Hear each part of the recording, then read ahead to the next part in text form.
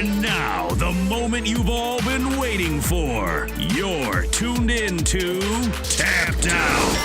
Hosted by Brendan Tobin and Sean Levine. Only on the BetQL Network.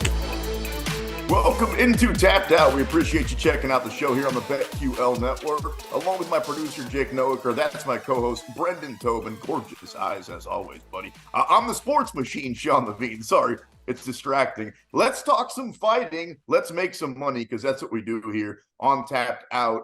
First, getting in the news, Sean O'Malley says Merab is his next fight. First, assuming that is what actually ends up happening, we see Sean O'Malley defend his belt versus Merab Dvalishvili. What do you think the odds would look like, and where would you put your money? Man, I feel like Merab is probably going to start off as a favorite, but I feel like that's one of those where I could see Sean O'Malley and those odds flipping by the end of it. By the time we get to fight night. It's such a good question. I just think with Sean, look, you got to give him credit because he has answered a lot of doubters. He dominated Cheeto. Which is a good turnaround for a guy that he lost to. Beat Petr Yan and had a stone cold knockout of Aljamain Sterling. I think the thing with Merab that you wonder about the element that he can bring to this table, definitely the best grappler that he's ever fought. And man, he has just been ragdolling people. He is not, I don't even think he gets enough credit for like how dominant he has looked over these fights. So I would say if it did get to a night, these are one of those where I could see myself playing the dog just because of the value of it. But I kind of like Merab leaning like decision just because he's got that calling card. Now, if Sean is able to like keep it at a distance, if he's able to dictate those terms, then yeah, I mean, I think he could probably do some things that bother Merab, but I don't know, man. He looks pretty unbotherable right now. He does. Assuming that Merab, obviously he trains with and is best friends with Aljamain Sterling. If they're kind of on the same level, I don't know what they are. You think Merab's better. I'll go with that. We saw what happened to Aljamain Sterling when he fought Sean O'Malley and his ass got knocked out. So, again, do you think it really adds a lot to his resume, though? Like, if Sean defends versus Merab next, it just kind of feels like, I don't know, he needs maybe somebody that's maybe a little bit more established at this point rather than new blood. I don't agree with that. I feel like for me, I think there's a lot of honor in defending the guys who are at the top. I think, with Alexander Volkanovski, Kamaru Usman, Max, when you are on top, I'm not a big fan of all these guys jumping to go and get these fights and multiple belts. First of all, it's lost its luster as far as being as special a thing that it was when Conor did it. And even when DC did it, like that jump from light heavyweight to heavyweight was just different. Like these guys who think like, oh, this is the super fight toy, maybe, but like, can you guys be around for 3 seconds in your division, defend your division for an entire year, then go try it out. Like Israel Adesanya. Izzy Adesanya went out there, smoked the weight class, started doing it again. He's like, hey, can I do one jump up? Cool. Absolutely. Who's going to argue with that? Who else? But until you're at that stage and Sean is at the arguably the deepest division in the sport, this whole thing of like, it's not a marketable fight. Dude, let's be real about it right now. How many super fights are there? Right? It's like there's not that many right now. We talked about this with UFC 300, why it was such a hard thing to find. What is a fight that's like, oh, definitely do that over this. It for Sean, for featherweight and bantamweight, I don't know. Well, okay, because Topuria beat Volkanovski, you're right. It was going to be Volkanovski. That would have been a super fight. If Volk still had that belt, and then that was versus O'Malley right now in his prime, trying to be the champ. I know you don't love that double status stuff, but there's something to it. Obviously, the fighters themselves care about it. The promotion likes it. And Sean right now is their cash cow. And I think that also if he was to lose going for somebody else's belt, he at least gets to keep his. So there's a lot of different benefit for him going up and fighting a guy in a different weight class. But right now, I agree with you. You're asking me to give you that name, and it's really not there. You're right. Like Ilya Tapore's name is just as big as Merab's name, is just as big as Corey Sandhagen's name. But so, okay, you're right. I'll give you your due. But also, none of those names do anything. Like for casuals, you know what I'm saying? Like you got to really, most people, unless you are a dork like you and I and watch every single Saturday night, you might not even know who Corey Sandhagen is. Well, if you are, then get schooled because he's good. And then second of all, like if you think Sean O'Malley is this guy who is going to reign supreme and can't be beat, because the interesting thing with Sean O'Malley, I noticed this when I was in Miami, for the fight card, right, is that he's got a very young fan base. It was very noticeable. Like when you walk around the arena, you always notice, like if you go to a Chiefs game, who's got the most popular jersey? Obviously, it's probably Mahomes, but sometimes there's a hipper guy who's got like the youth fan, right? Yeah. You go around the UFC event, and one thing that's noticeable with Sean O'Malley is like all of his fans barely have facial hair. Like maybe there's some people who like fray into the 20s, but most of them are under the legal drinking age. And so I don't know. I don't think that these guys, I think they're just going to buy into whomever he fights. I don't think there's like Topuria is cool. He's come on the scene. Like I think he's very, very dangerous. Don't get me wrong. He might be a star. He's got all the makings of it, but he's not like that much more famous than Corey Sandhagen right now. No, that's what I was saying. That's the problem is I'm trying to think of, I wish that Cejudo was better. That's my point. You know, like I wish that when he came back, just for the sake of this conversation, that he had won his couple of fights. Instead of looked terrible. And then it was like, all right, prove yourself against a dude that is a surefire Hall of Famer. But whatever. We can agree to disagree. I tried to watch like the Roadhouse. I got through the previews the first couple of minutes because you and I were talking about it, and I was like, okay, I'm gonna watch it. I don't think I can get through the whole thing, dude. Like I got through it. You got through it. I got through it. I got through it. Okay. Did Siskel and Ebert and Tobin give it 3 thumbs up? I mean, is it like I left? This is how I felt. I'm like, man, there were some real plot holes I wanted finished there. And then I'm like, I'm watching the Roadhouse rerun. Like, what am I expecting? Awesome fight scenes between Gyllenhaal and Connor. Okay. You know, Connor did. I got to be honest with you. I couldn't understand a damn word he said. He laid on the Irish.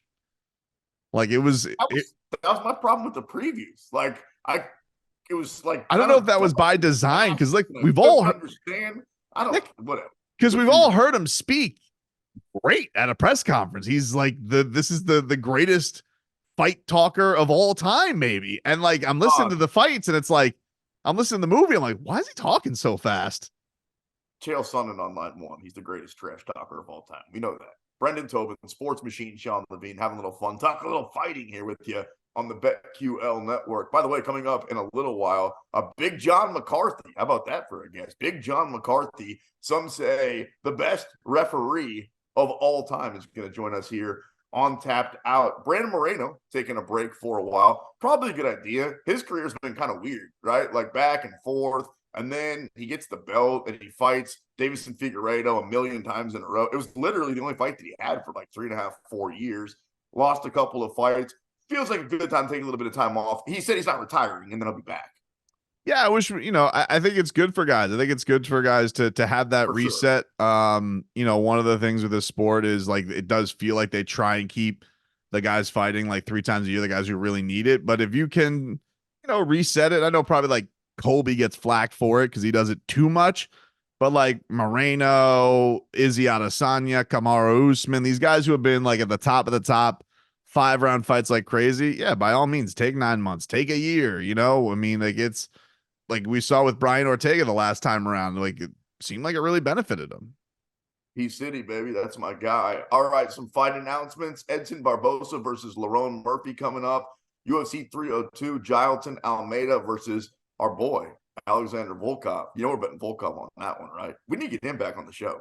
That was cool. I enjoyed that interview. Yeah, interesting fight, man. Jailton's got to bounce back. He, Curtis Blades really put it on, because this guy felt like he was very much going to be the can't miss prospect. Then you think like his fight against Derek Lewis, kind of a snoozer.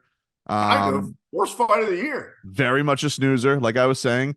Yeah. And then losing the way that he did to Curtis Blades, because like he had a good first round, but he's a guy, I think this is a good test for him. Volkov is very durable. He's been he's been in there with everybody. So I think it's a good matchup. I think for him to prove himself, to bounce back. Yeah, Almeida was a figment of our imagination. Like, he looks cool, but he's like Cyril Gane. He's fine. We've seen him fight now a couple of times, and he's UFC worthy, but he's not championship worthy. That's just how I see it. Islam's coach, this one will get you excited. Islam's coach says he's all for the Dustin Poirier fight, and it seemed DC came out and said that's a fight that has to happen. I know you're a big Poirier guy. Not only do I want to see the fight, obviously, and you can get good money on Poirier, kind of like we got a couple of weeks ago. We all bet that here on the show. But on top of that, I think Poirier could beat him. I think Poirier's kind of a bad matchup for Islam. Yeah, it's interesting because, when Poirier gets got, if you have a real big grappling advantage, and Poirier's a decent grappler. I mean, the guy's jumping the gilly like it's going out of style. He's gonna, hey, he almost got Khabib with it. He almost, like, Khabib is barely lost rounds in his career, and it looked like Poirier got him one time. He's gonna, I bet you he tries to do it in the first round against Islam. He's gonna try and do that stuff, much against Coach Mike Brown's advice, and it's gonna drive him nuts. Like he is. Not that he can't do it. It's just that he's such a good boxer, and he's so precise for a guy like that. Normally, it's like Nate Diaz, where it's like punches and bunches. Poirier will just find a chin. You know what? It's funny, man, because obviously I'm tight with Daya, his coach, and his coaches. I don't know what to like equate Poirier to. He's almost like the improv quarterback. Like, I don't want to say Mahomes, because obviously Mahomes is the GOAT, and I don't think we put GOAT conversation on him, but maybe like Lamar Jackson. Like, he's just so fun, and he'll go out and just do wild stuff, and maybe like it'll drive the coaches a little bit nuts, but like only he can do that. And I think Poirier is just in that realm. But to get to your point about the matchup against Islam, I would imagine he's going to be a pretty sizable underdog going into that. Sure. And I'll take the value on him for sure. I mean, like, when you have a fighter that good, and you're telling me like, hey, can he catch him? Can he get him in some bad spots? I think it's possible. I don't think that Islam fights a risky fight against him, though. I think Islam is going to try and take the Khabib method, which was pretty successful against Poirier outside of a fleeting moment. If Poirier was an underdog in his last fight versus Benoit Saint Denis, I think I got him at plus 180, maybe plus 190. He'll be like a plus 300 or plus 350 versus Islam. The only problem with that is it's going to be pretty one-sided, because everybody's going to be thinking the same way that we are. So maybe it'll be a little bit less than that. Ultimately, if you ask me, it'll probably be like, if you want Islam, you're probably going to have to pay minus 200, 220. If you want Poirier, maybe you can get like plus 250. If that was the number, is that enough for you? Yes. Yeah, for sure. I'm curious for you, because you're a big, you're obviously a big Charles Oliveira guy, but he got dish ragged the last time he fought Islam. Sarukian and them, they both fought. So this fight that's coming up with the matchups, like, can either one of them do anything that gets them to vault over Poirier, or do you like Poirier because it's a fresh matchup against Islam?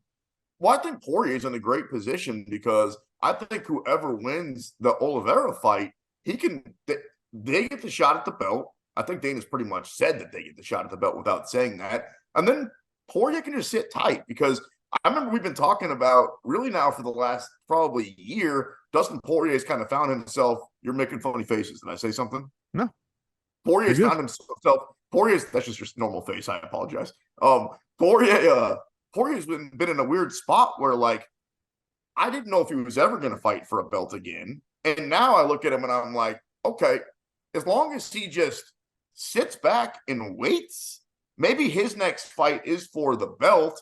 I wouldn't take another fight. Like, I don't see another fight that makes more sense for Dustin Poirier if you think that if you just sit back, kind of like Michael Chandler. Same situation. Chandler, pretty much, if you think about it, over the last year and a half, if he really wanted to fight, he could go to the organization and say, I want to fight. Now, if he lost, he'd be screwed. He wouldn't get the counter fight, and they'd have to give that to somebody else, and it'd be a whole nother bag of worms. But you get my point. Some guys just got to be patient, and they'll get the shot. Well, yeah, and going back to the Moreno thing, like, he's in a position to do that. Poirier's obviously made enough money. I'm sure he was in on the pay-per-view this last time around. For Hot sure, sauce. for He's sure got got millions in the bank. He's good. yeah, for sure got probably the biggest pop in the building, maybe outside of all the Ecuadorians that were there for Cheeto. Like the dude's a legend. Like he's now it's been an interesting road because I kind of feel like it's not quite Masvidal-esque because he's obviously been a higher contender longer, but I feel like his fame after the McGregor knockouts is just at a crazy level.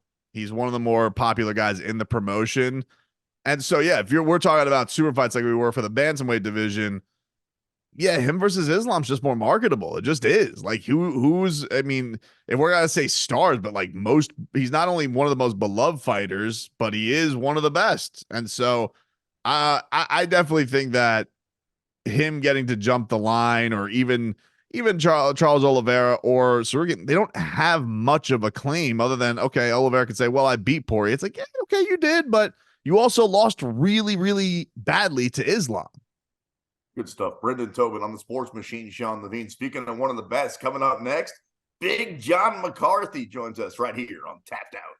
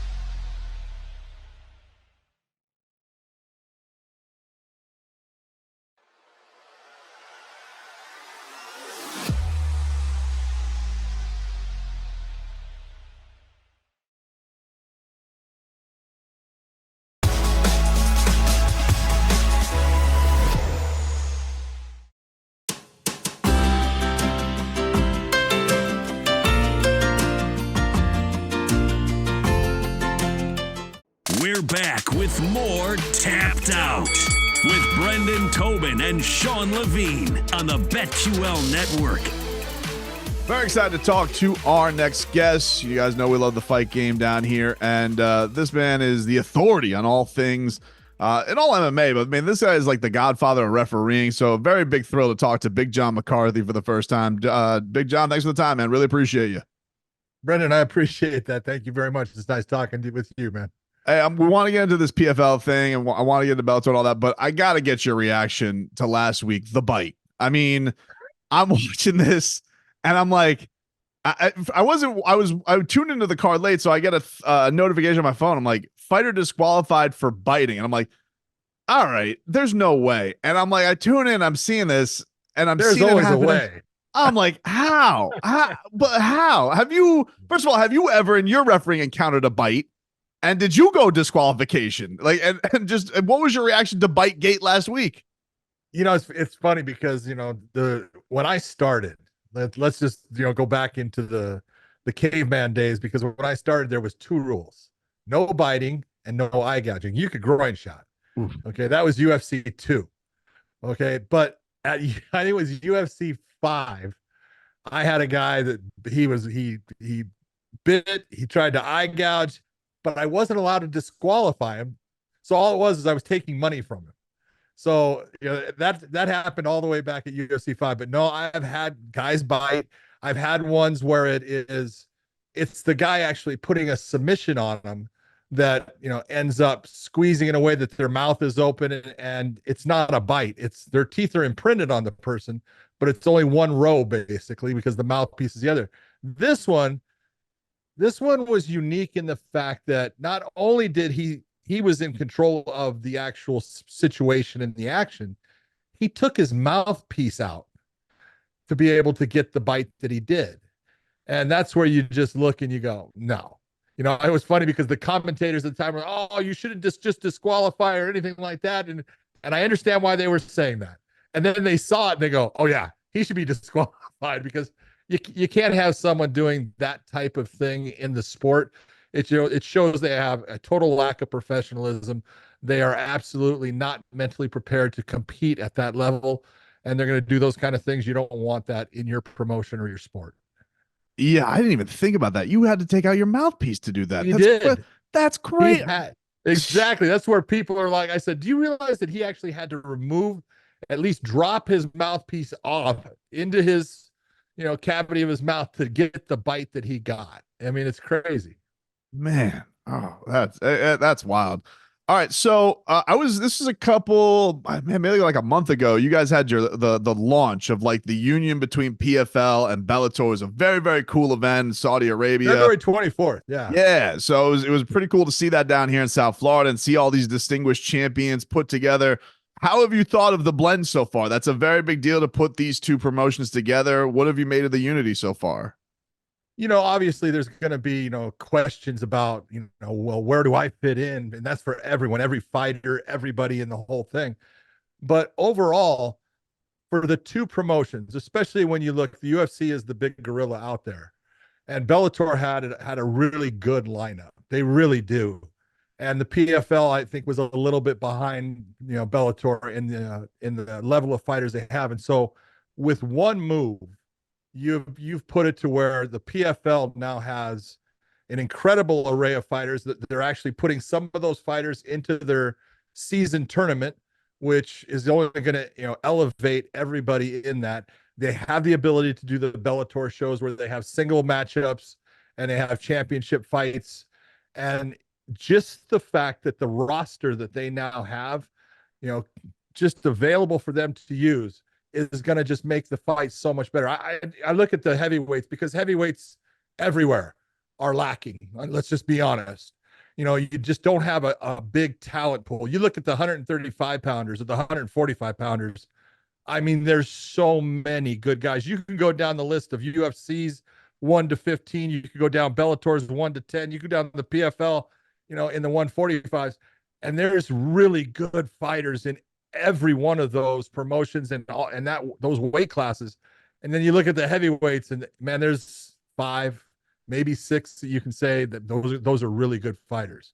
and the other ones are lacking in areas. And so at least with, Bellator and the PFL getting together, you can look at the heavyweight division. It already has been rejuvenated by Ante DeLee is going to be taking on Valentin Moldavsky, a guy he never would have had the opportunity to fight before. Now it's happening. They can put that together. They have Goltsov, who was in the tournament last year. He's taking on the Bellator guy in Linton Vassell. Now, he won't be a Bellator guy, but he's a Bellator guy. So it really has made it to where they can now make some really good matchups and give people a much better product overall, just based upon the talent pool that they're now working with. Yeah, I think one of the things that I've liked, like I've always felt like Bellator, such a great eye for talent and like some of the guys that they're able to find. But the one thing I do love about PFL and Bellator, the old school Bellator had this with Bjorn Rebney that would come down here to the Hard Rock back in the day. Like the tournament style is really, really fun. But that night they had that, I want to say it was like November 21, like right out of the fresh out of the pandemic. That night where like a guy's life changes getting $1 million is like one of the coolest nights. Cause you could just see like, guys who had to do part-time security, like their life changes. And that's, fighter pay is such a big thing that is always talked about. But I think that's a really cool thing that the PFL just kind of puts that golden nugget at the end of all of it. Yeah. You got to figure that they're, well, it's not going to be, but what was their last show of the year was a very expensive show for them because they were giving out, I think 6 weight classes of $1 million, to the winner. And that's so incredibly inspiring, and it makes a fighter want to be there. And it's the one thing that you got to look at the PFL and say they've been doing something right in the fact that I haven't been there. So it's not me. I'm not saying it, but I can only think of Kayla Harrison is the fighter that, started really, they put their emphasis behind because she's a 2-time Olympic gold medalist. She's the only fighter that's really left them. All the other fighters that have signed with, none of them have left. There's been ones that have retired or things like that, but they haven't left. And so obviously the PFL is doing something right for the fighters. They're making them feel good as far as what they're doing. They're giving them the right pay. And look, they're going to have to pay more. Bellator and the PFL, they have to pay more money to get those fighters based upon, hey, that's when you are fighting to, match up to that giant, you're going to have to give that emphasis for someone to say, yeah, I want to fight for you. It's such an interesting thing too, because, you say like, everybody, and it does feel like the fight community is so tight knit. And it's such an interesting thing. Like down here in South Florida, we have a lot of great gyms, but like American Top Team, all of these guys train with one another. So like a UFC guy and a Bellator guy they're getting each other ready. Like Dustin, one of my friends, Dia Davis, like he trains Dustin Poirier, Johnny Eblen. They worked, together a lot of the time. And it's like, there you go. It's got to be an interesting thing for guys who are in the pro. You just say, well, I can't go. These guys obviously know that they can go with these guys. Like they probably have more rounds than they ever do on the bright lights. Yeah. The fighters, look, if there's one thing fighters know and trainers know, they know who's good. And, they all train around each other. And, there's ones that are out there that, they get, they have that, backing with the marketing of the UFC. And man, people will say he'll beat anybody, but I can pick out somebody. Probably they'll say that guy right there has got at least a 50-50 chance of beating him. And that's because there are those guys out there, and the coaches and fighters, they all know. I talk to them all the time, and, and I say, hey, how is so-and-so? I know he's training with, this world champion is training with this world. Who's getting the best? And they'll say, oh, so-and-so every time gets the best of them. Don't say anything about it. And I don't. I would never do that. You don't lose, you don't, say those things because you lose confidence from people. But the top people are in that position, and it's hard to explain to people how close they are, because they'll sit there and they'll say, well, percentage points, what are they, like 5% better? 5%. We're talking not even a 1/10% makes a huge difference at that level. Talking to Big John McCarthy, I should mention PFL has just announced their next regular season, April 4th on ESPN2 and ESPN Plus. You guys can watch heavyweight regular season, women's flyweight regular season is getting going. And they got basically every week then thereafter the regular season is underway. Is there one in this season? Is there a matchup, somebody, Big John, that you are like most excited about? Oh my God. If you're going to talk about the whole season, it's tough. But if you're going to talk about the first one here, I mean, there is just so many good fights. that are coming out. And like I said, you have the Valentin Moldavsky versus, Ante Dalia, who is, that's the main event. And a lot of times, they'll do the main events with, the heavyweights. And I go, you should have put this one, or, put a little bit different one. But this one is actually a great matchup. The way Ante Dalia fights and where he's good, and what Moldavsky, because Moldavsky he's the hybrid heavyweight. He's not real big. He's a 235, 38 pound, heavyweight, but he's fast. He's mobile. He's good everywhere. He's got good wrestling. He's got good stand up. He's got a great submission game. So he creates problems for everyone with speed. Same as, his mentor is Fedor. And that's what made Fedor so good. He was so much faster than all the other heavyweights that they had to work super hard to try to keep up with him. And that fight right there is going to be just an incredible fight. But there's great fights throughout this season. Dakota Davicheva, who's coming into the flyweights. She won the European title last year. Now she's going to go and fight on this one, and she's she could end up fighting Liz Carmouche, who is the flyweight champion of Bellator. Liz has got a very tough opening match. It's her third fight against Juliana Velasquez. So there's so many good fights on the card. They're starting it off right. You've been there since the beginning of this thing, but calling all the Fedor fights that you did, is his aura still is that legit? Like, is he on a different? Because I remember he was like the first guy that my friend saw me about, like, hey, you got to come watch a Fedor fight. I think he ended up losing, but like, you got to watch this guy Fedor. He's the scariest guy out there. I think maybe it was for Affliction or something like that. Affliction, he won the time he lost. It was 30, basically, depending upon if you count a loss that Japan gave him when he got headbutted, or elbowed in the face when you weren't allowed to elbow, and he got a cut, and they gave him a loss on that one. He had like 31 wins in a row. He's just but like the aura, like is it that? Because imagine being in the fight game. There's not many guys that could probably have that for you, but did Fedor have that? Yeah, it's funny because I actually became good friends with Fedor, and the first time that I reffed him was, I want to say, in Affliction, and it was against Andrei Arlovsky, and he was getting beat. Andre was putting it on him, and Andre was feeling really good in that fight. Did a jump knee and got hit in midair and was out going down. And I just looked at it and said, how in the hell did you land that? Right. But okay. And then I actually worked out with him after that. And that's when I realized, oh, this dude is just fast. I have to work really hard to keep up with him. And so I see where guys are having a lot of problems with him. I thought, just looking at it, maybe he's just like, super strong or something. That wasn't it. He was super fast. But yeah, he had that aura, and it was that aura because of the way that it's all about the way he conducted himself. He conducted himself with class. He never said a bad word about one opponent. He never, he didn't, he doesn't trash talk. He just has classy, but he would walk out. He would have a stoic face, the whole Russian, don't smile, don't, look in any direction.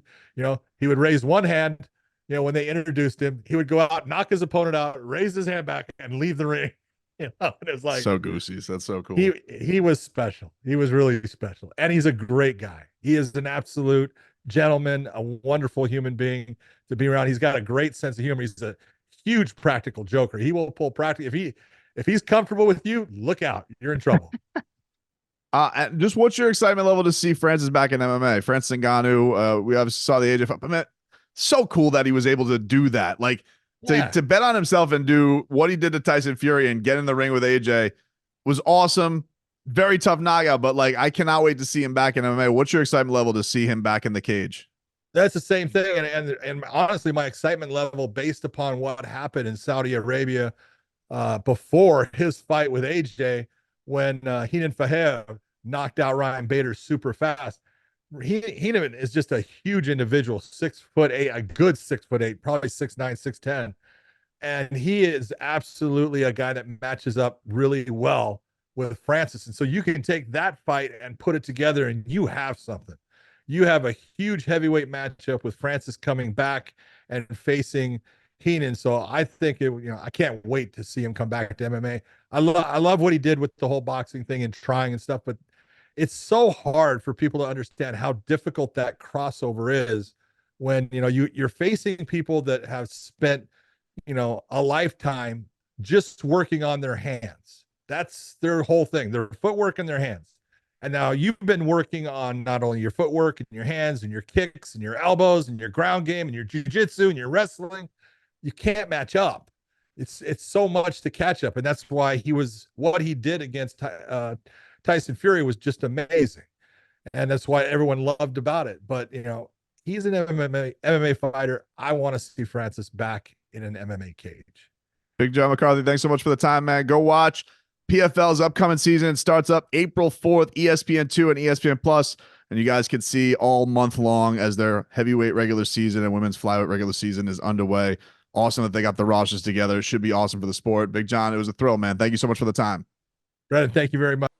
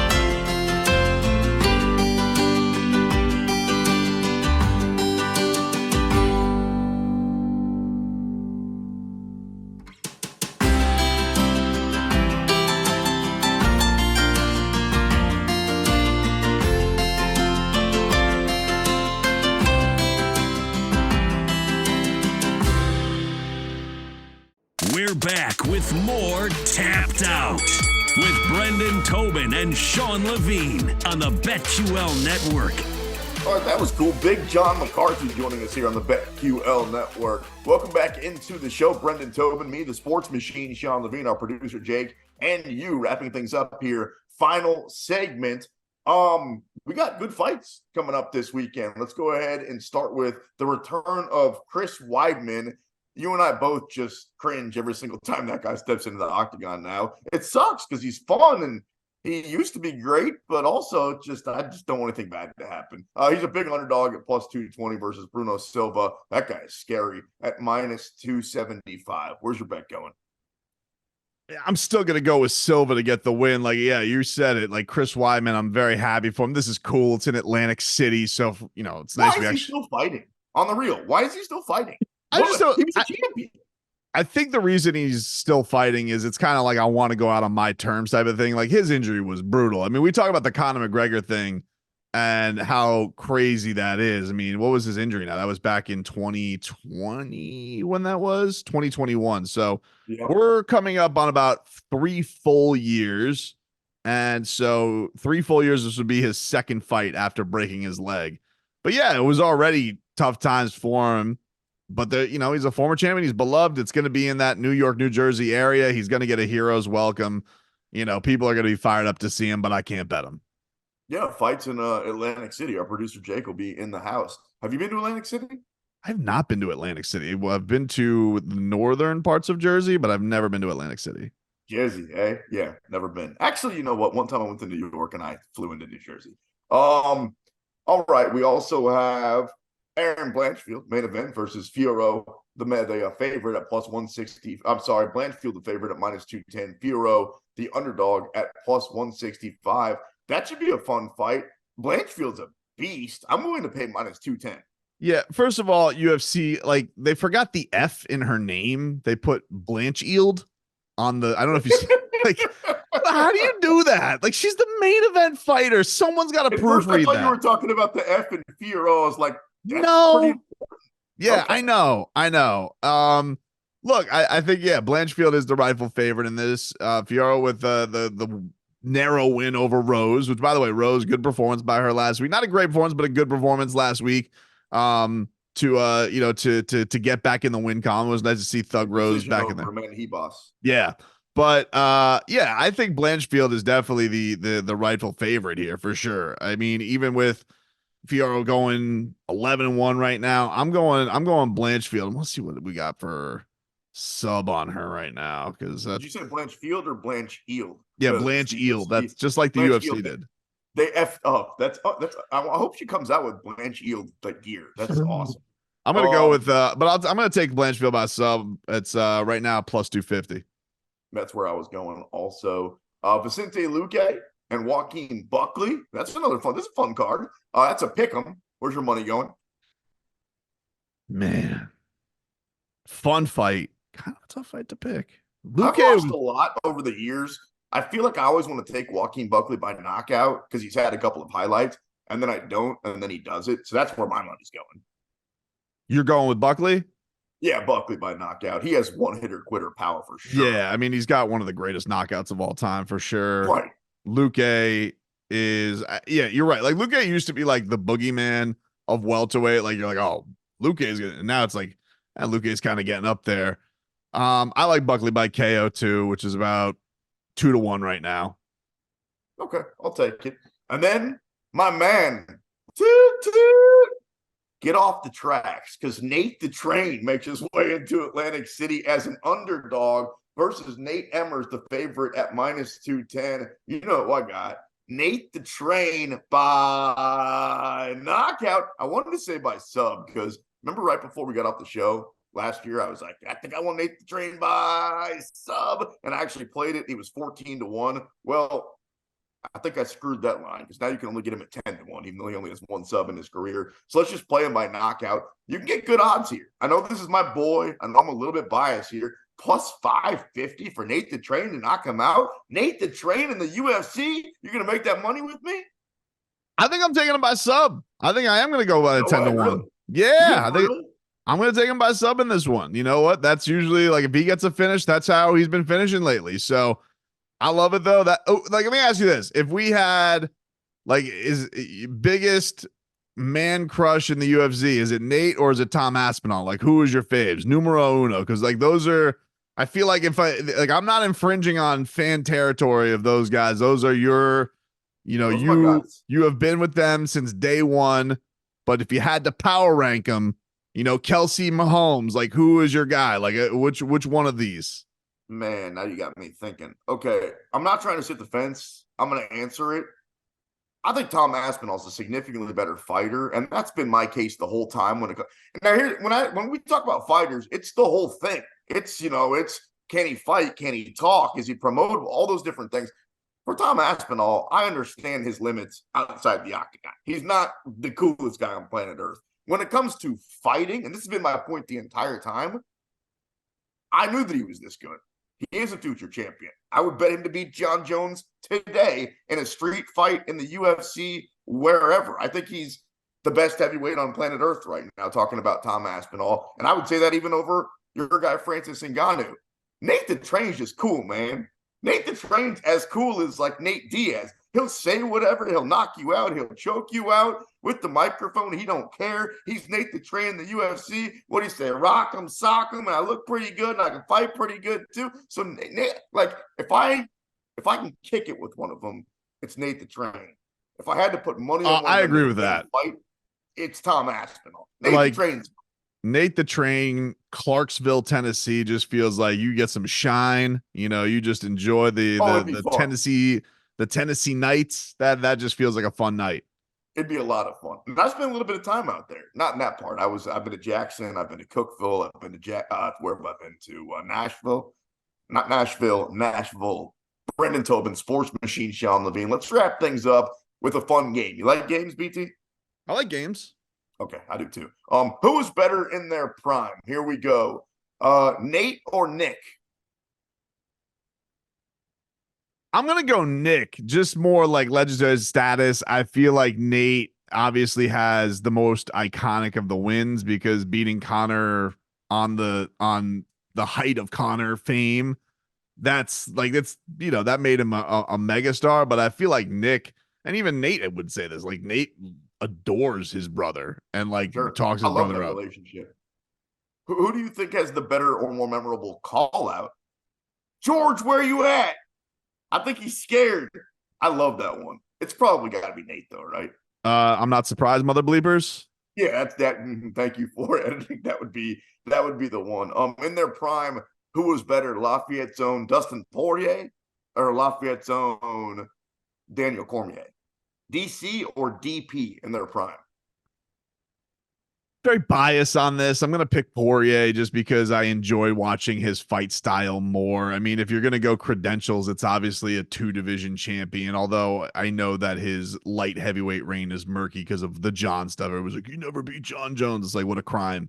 It's kind of like Poirier. It's like, oh, Poirier, you've never been the undisputed champion. It's like, oh, sorry, I wasn't champion over like the toughest division for 10 years. My bad. The correct answer would have been DC, but DP's not too far behind. And also, DP still has a chance. Poirier can still be champion. Like what I saw last time out against Benoit Saint Denis, that guy could beat anybody in this division. How about better in their prime, Khabib or Islam? Islam, of course, being in his prime as we speak.